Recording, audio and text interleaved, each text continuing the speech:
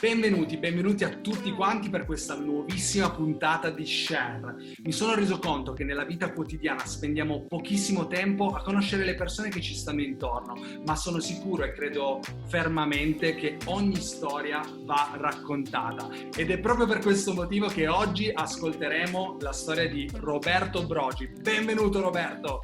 Ciao a tutti!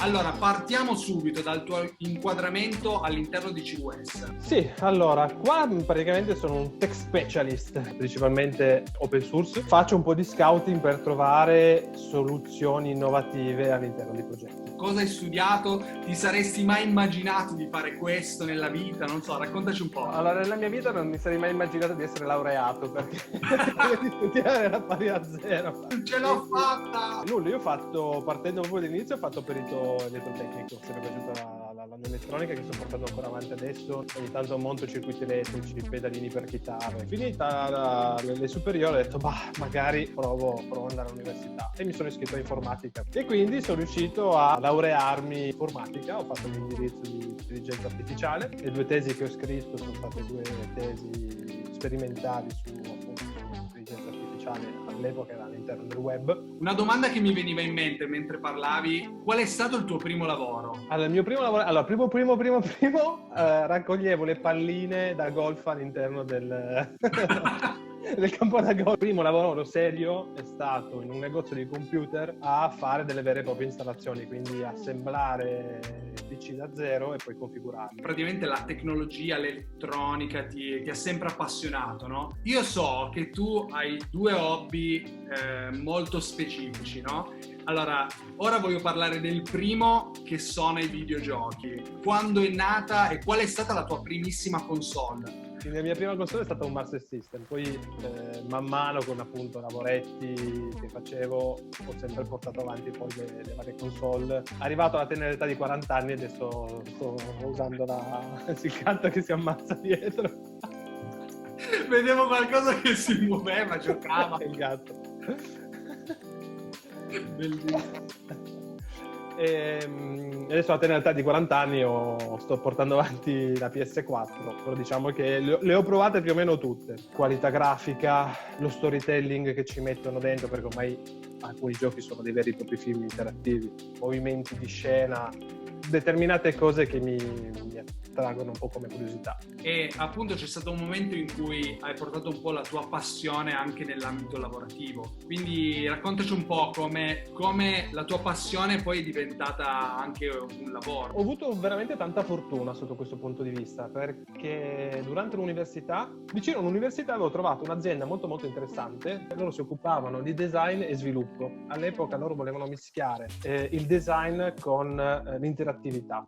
E quindi lì mi sono trovato per la prima volta a sviluppare un gioco, un serious game, per far capire ai propri dipendenti quanto era importante la sicurezza sul lavoro, quanto era importante il lavoro squadra a tempo. Quindi lì è stato il primo gioco sviluppato in Flash. Da lì poi sono nati altri progetti interattivi, fino a quando un giorno mi ha chiamato Reply, che aveva aperto da poco una società che si occupava principalmente di gaming, e sono riuscito ad andare a sviluppare veri e propri videogiochi. C'è una, tra virgolette, brutta abitudine che anche io ho. Spesso e volentieri dico, guarda, sono stato fortunato, no? Ma quello che ti voglio dire, sei una persona valida, sei capace, abbiamo sviluppato una competenza, te lo dico io, se non te lo dicono gli altri, o non lo so, sei un grande, quindi io ti stimo. Grazie. Il mio punto di vista non è importante, però credo che nel mondo lavorativo, come anche nel mondo personale, bisogna percorrere una strada. È ovvio che se tu percorri tante strade diverse prima che trovi la tua corretta, è molto difficile. Se riesci a prendere un filone che per te è interessante, che non è solo un lavoro ma diventa anche un piacere, allora fai tutto più con più semplicità. Nell'altra puntata abbiamo appunto parlato della proattività, no? Del mettersi in gioco. Una cosa che appunto mi ha insegnato sempre mio padre, mi ha detto: Davide, non è che non lo sai fare, è che non l'hai mai fatto, no? Provare a mettersi in gioco fa sviluppare appunto una crescita in qualsiasi campo, una specializzazione personale su una tematica predefinita. Parlaci anche dell'altra tua passione. Mio padre è un musicista classico. Io suono il basso, chitarra, e mio fratello la batteria, quindi proprio cose proprio... No. Abbiamo mantenuto la passione per la musica, ma facciamo tutt'altro. Sempre suonato, vabbè, anche in questo caso ho studiato, ovviamente i primi gruppetti quando si hanno 14-15 anni. Ho avuto anche in questo caso la grossa fortuna di girare tutta Italia con un gruppo di inediti. Siamo andati a Rossi Bar a Bologna, da Dredron. E adesso qua a Milano la passione si è tramutata in un secondo lavoro. I weekend, venerdì, sabati e anche le domeniche si va in giro per l'Italia e anche all'estero. Quest'anno abbiamo fatto concerti in Francia, Svizzera. Quanto è importante per te avere un hobby? Ci sono persone che appunto dicono il lavoro è la mia vita, si concentrano su quello, nascono, crescono e muoiono con un unico focus che è quello di fare carriera. È importantissimo e non c'è niente di male. Però quanto è importante per te avere anche un hobby, un qualcosa che ti fa un attimo distogliere lo sguardo, deconcentrare un attimo sulla vita lavorativa per poi avere la mente comunque più limpida, perdere diciamo il focus sul lavoro per poi concentrarmi ancora meglio? Allora, per me avere degli hobby è importantissimo perché ti permette di crescere sotto tanti punti di vista e di sperimentare. Se non ti metti mai in gioco su tanti fattori che poi possiamo chiamarli hobby, però in realtà ti metti in gioco anche su questi hobby, perché mai avrei pensato di andare a suonare davanti a 5.000 persone, cioè quando mai? Ad esempio l'hobby della musica mi ha portato a portare la mia passione anche all'interno lavorativo, perché su tutti i game che ho creato mi sono occupato anche di fare il sound designer all'interno dei giochi creati, compresi anche gli ultimi creati in CVS. Ho fatto sia la parte di sviluppo che la parte di sound. Ti permette di portare delle conoscenze anche nell'ambito lavorativo, nell'ambito affettivo. Non dico che devi avere 750.000 hobby, perché però alcuni hobby ti permettono di aumentare un po' te stesso. A volte ci precludiamo, ci togliamo delle opportunità solo perché abbiamo paura, no? Solo perché non vogliamo fare il primo passo.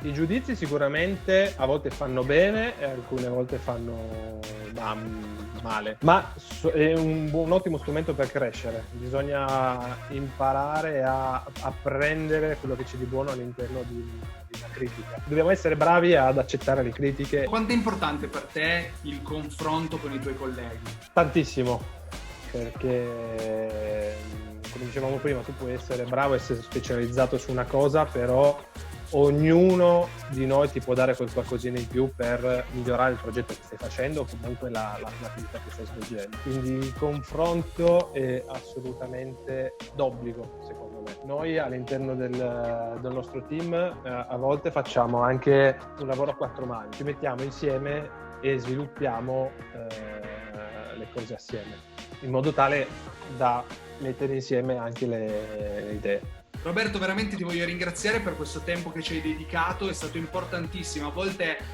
ci inseriamo nell'ambito lavorativo, mettiamo tutte le nostre forze, che appunto è giustissimo, ma a volte ci dimentichiamo un po' dei nostri hobby, no? Quindi veramente ci hai incoraggiato anche a dare un po' più di attenzione anche ai nostri hobby, che possono appunto farci concentrare ancora di più, no? E ampliare la nostra mente a 360 gradi anche nell'ambito lavorativo.